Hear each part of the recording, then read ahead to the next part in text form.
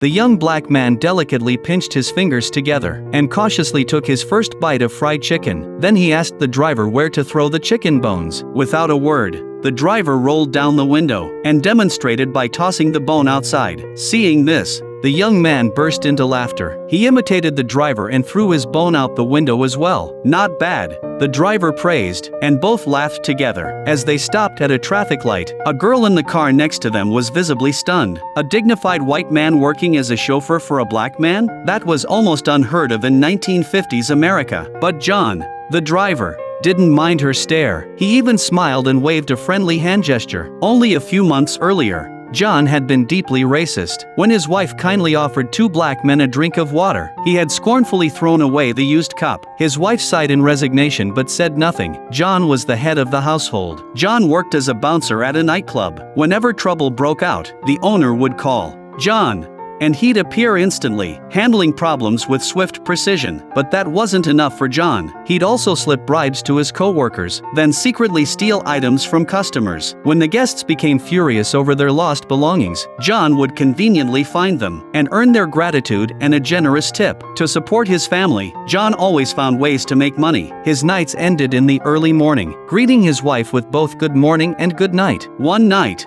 John took things too far, roughing up an important patron. The club was forced to close, and John lost his job. Desperate for income, he entered an eating contest, hoping to win a cash prize. All he had to do was out-eat his competitors. But one hefty man devoured 30 hot dogs in one go. Halfway through, John was already struggling. When his wife found out, she thought he was crazy. John grinned and held up a dollar bill, bragging that he'd managed to eat 28. Laughing, his wife kissed the bill, then kissed him. But luck wouldn't always be on John's side. Rent was due in a week, and he needed a steady job fast. On a friend's recommendation, John applied to be a driver for an artist. The house was lavishly decorated, complete with ivory tusks. John sat stiffly, feeling out of place. To his surprise, the artist was black. The man asked pointedly, "Do you have a problem working for a black man?"